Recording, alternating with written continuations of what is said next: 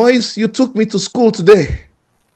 You are so politically aware and, contemporary, historical, and totally accurate because you are situating Africans' problems without condemning, but with proper diagnosis. I'm not surprised anyway because you are a developer, so you have, logical, critical thinking. But it shows that you are aware of.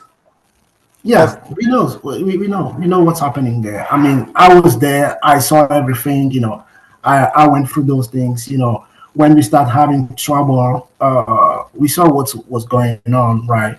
I think we saw the connections in my country. We saw who was backing by who, and so on and so on. We got a rebellion because the guy in the power, the French didn't like him, so they put one side for a rebellion, right? And the country was divided for how many years? Wow. So now that they have the power, they cannot even agree among themselves. There is another division again. It's wasting time. People are moving ahead. When you sit in Africa and you look at Asia, come on, we are so behind. In 17, a country like Cote d'Ivoire, in 70s, yes, a country like Cote d'Ivoire and South Korea were at the same level. Now we're getting loan from South Korea. Wow. Does that make sense? Wow. That's wow. Thank you so much. In fact, you wow me. You wow me because the diagnosis of the situation is very, very apt. Because when you're talking, you see, sometimes people detest. A lot of people have said it that maybe democracy is not the way the Western democracy does not fit us as a people. And there's this hype. Most things that come from the West is as if that's the standard, that's the gold standard. Everybody got to follow it. A lot of people, political scientists, everyday people, intellectuals, Africans, African thought leaders of thoughts have always said in their conversations that we need a homegrown kind of, governance system. Maybe they say homegrown democracy. Look at my country, Nigeria, for example. We started from the British parliamentary system. We had a prime minister in the 60s. The military took over. By the time they were leaving power, they bequeathed to us presidential system. So we are half British, half American. You are just all over the place. We have a constitution that, a lot of people have been, fighting that this constitution cannot take us forward. It can only move us backward. A lot of undertones, a lot of considerations. Let me not go deep into that. But there's something you talked about that even the 5 years election cycle. I don't know, they kill in the election in your own country. People kill in my own country too, because people say that the rate of certain things happen more during the election cycle. You say a lot of. Let me not use the word kill now. I take that back. Violence. I take it back. Okay. Yeah. Okay. Yeah. Violence. So now I am surprised to hear that also happens. Yeah, I mean, that's happened. Okay, in 2020, right? Some people were beheaded, and that was on everywhere in internet and YouTube and all those things. Just for what? Wow. So going by the trajectory, picking from what you said earlier, you talked about, okay, if some of these people, you're not recommending, but you're saying probably if the good ones had a longer cycle time to actually be able to deliver and at least stabilize, that it could even be better without constraining ourselves to this 4-year cycle in my country, 5-year cycles in some other countries. And the funny thing, 5 years. Funny enough, once a leader takes power in Nigeria, whether it's at the presidential level, national, or the state level, governor, it's almost guaranteed that it's 8 years because they usually after 2 terms of. Okay, that's good. Right. I mean, it's not constitutionally guaranteed they have to come back for re-election, but sometimes it's very hard to wrestle power from the incumbents. I'm just saying that when you elect them for the first time, they try and hold on to that power, whether they are doing well or not. So back to what you said earlier, that maybe what they call benevolent dictator. Are you getting me? Not a dictator, or maybe look at this guy Paul Kagame in Okay. Rwanda, right? Mhm. People expect that, okay, this guy is doing a lot of great things. He should leave power. But he has been staying there right now. Are you getting me? Some people Yeah. say, oh, maybe Africa needs more of that, or he should just honor time limits and leave. Okay. If you do a time limit and we have a peaceful transition, right? It's fine. But we did not notice that, right? Every time we have the election cycle, we end up with some violence, right? And um, a country is a continuity. You can, so that's why I was talking about a vision, right? A vision cannot be built on 5 years. I'm sorry, it's not enough. Wow. It's not enough. A vision something can be a vision something that you have to develop on 24 25 years, maybe 30 years, right? Because if you want to change a school system, you want to change the education, you cannot do it in 5 years. Hmm. You will not be able to see your result before you leave office, Hmm. right? To notice that what I'm doing is good, you will not see that. Unfortunately, some of these leaders, they are performing poorly, and the country doesn't want to risk keeping them in power for so long. And if they have a longer time limit, you see, that's also counterproductive. Or do you think it's only if Yeah, we are lucky they are doing fine, you want them to stay longer? but in that case, it will be difficult because you will say, okay, this guy is doing good, so we have to let him the power. The question will be, okay, he's doing good, but what about the next one? Maybe he will do better. Well, that's optimism. That's the optimistic theory. We can also use the pessimistic theory that what if this guy is not taking us anywhere? If you keep him for so long, he's going to break things. He's going to damage So things. that's why you have to put some rule in your constitution where you can break the term of someone, a guy like this, right? At some point, who put in your power is the population. If they don't want you, they should be able to say, "Hey, this guy is giving us Let, is giving us let crap. me We tell don't want you. him to." Let me tell Yeah. you this. Except a president or an elected official commits an impeachable offense, they stay there. Who determines good governance, especially when people are trying to correct them, say, oh, that's opposition. They are just wailers. They are crying. Let them shout. So it's only the election cycle that is constitutionally provided to remove them. Look, for example, if you have a bad government, it's not a bad president only. Like in Nigeria, we have a presidential system, we have the legislature, we have the judiciary, we have the executive. They are considered to be three arms of the same government. And if the president is not doing well, probably the parliament, they are not checking him. The same party, most times winner takes all. Unlike the parliamentary system where you have some of these powers divided. And it's not the kind of cabinet system, where they can make things happen within, the house right there, just like they have in the British system. A change of government can happen, easily more than the presidential system. So, like I said, it's like we are between the rock and the hard place. Who tells a good government? You're right. I mean, we are all human beings. At some point, we have to check what's happened in the past and make some change in the system, right? I will give you an example. For example, in my country, we have, I mean, in Cote d'Ivoire, when I say, yeah, in Cote d'Ivoire, we have around more than 100 political parties. How many political parties? More than 100 political parties. Officially recognized. So, yeah. Nigeria, we have So 30 something or so. I think it's too many, right? So most of the time when a group come to the power, he have to sign alliances with other party to be in the power. As soon as in the power, he feel like he have to pay back that trust that they put in him. How do you pay back those? How do you pay back those things? Give them some position in the government, Political appointment. even though yeah, in your government, right? Given us position in the government, even though you are not sure that they'll be able to do the job.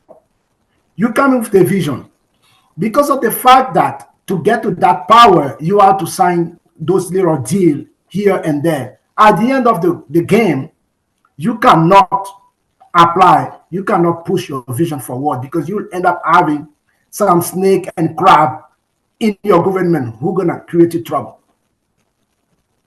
So again, what you said is right, but we are human beings. We have to check what's happening in the history, what's going on around us, and then choose the best political system.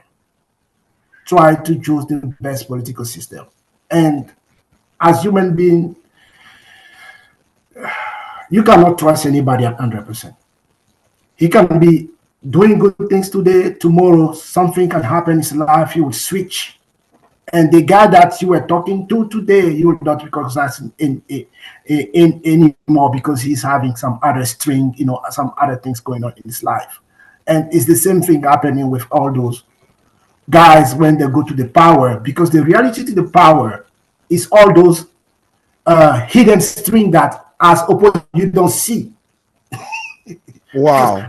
when you sit there, by the way, hey, I have a debt of how many $1 million that I have to pay back. Wow. From it's tough. Thank you. When I was inviting you to this interview, I did not tell you we're going to discuss Africa, politics, Renaissance, but I apologize if I just threw you, I just threw this out there, but everything you're saying is relatable because politics, Nigeria is the biggest industry. Everything you're saying is true. I'm sorry, I take it back. Nigeria doesn't have 30 political parties. In the Third Republic, I think, Fourth Republic, they deregistered some. I think we have like 20 something. I'm not too sure the exact, but it's not up to 30 so that I don't misinform Nigerians. But when you said 100, we have this, and some of these parties, they are just special purpose vehicles. We have just two main political parties. And recently with the last election cycle, another one came up, which is the Labour Party making 3. Okay. And like you said, you use the word alliances. We use the word coalition. These political parties towards the election, they team up. And exactly what you are saying, I'm happy that you allowed me to spend this much time talking about our countries, Africa. Exactly. The same template. We have these major parties, and then you see these coalitions happening towards the election period. Some people are jumping ship. And then by the time the election is won, it's about settlement. It's about payback period. It's about job for the boys. It's about power brokerage. Even the alliances is who gets what, when, and how. Who gets what. And just in order to satisfy all those political interests and then to consolidate and entrench themselves in power and even guarantee the tenure of the next election, they begin to put opposition in place. That's why you will see people decamping. Because by the time they join the government, they get assimilated. It's almost the same playbook in Nigeria. So thank you for, you wanted to add something there.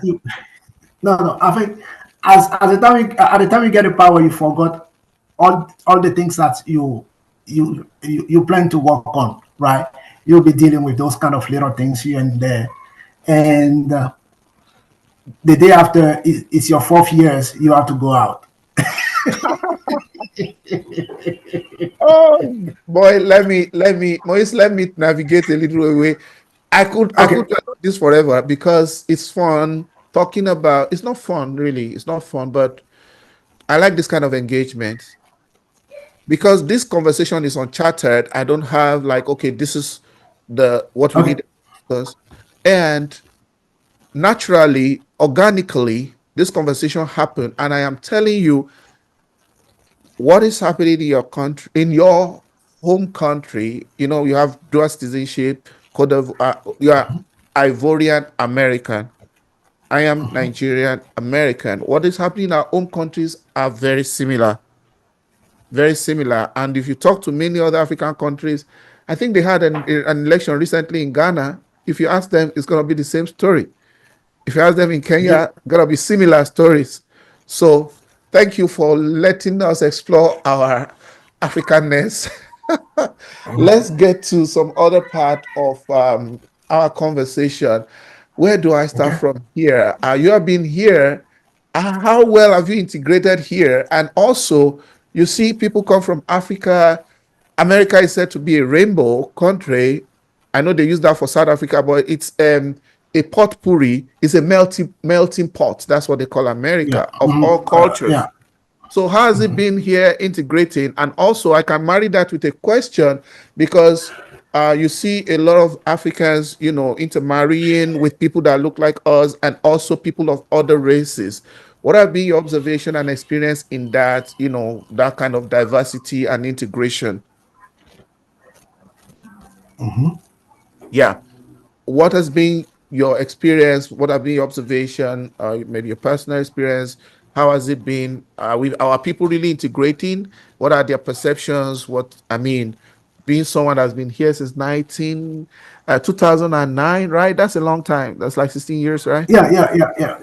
I came here in 2009. I didn't have really a lot of issue of integration in this country, right? I mean, some people will try to hide some of their identity when they become citizen because you have that option of changing name, right? When you become citizen, right? Right. And some people will end up changing the name to have more hit for job search, for example, Oh, that right? happens. Yeah, I mean, if my name was Steven something, right, and I'm looking for a job, that's Maybe gonna be, maybe I don't know because my last name is Johnson, and people believe that Johnson is the most common name last name in America. but so you have that opportunity, to change name if you want. But I didn't go through those things. My things was okay. I'm here because of the will of God, so I'm keeping going, right? So he is the only one who will decide, right? So I came here. I got married here. My wife, she's from here, right? I Wow. love her. We have beautiful kids, and I don't have any problem with that because when I was leaving Africa, I left Africa with an open mind. Okay, you live in your country and you go to another country. It's just because you are ready to adapt to that country, Hmm. right? You are ready to make yourself a blend in that country, right? If you don't really like the culture, you don't like the stuff, why are you living? Well, Stay you where you there. are. Yeah. So when you decide to go, you have to be ready for those kind of adaptation, right? And that is one of the that was my mindset when I left. And um, here as African, I think our integrations is better compared to France, for example, where I heard that African has some difficulty to get some job, be in some higher positions. But in here, it's not the case. The last time I think the CEO of what these things, Red Lobster, I think his origin is from Nigeria. Nigeria, that guy, yeah. Yeah, and I saw one of his speak. This guy, he's good. He Hmm. know exactly what he wants. He's smart. He's no, So just to tell you that the integration of the African here is easier compared to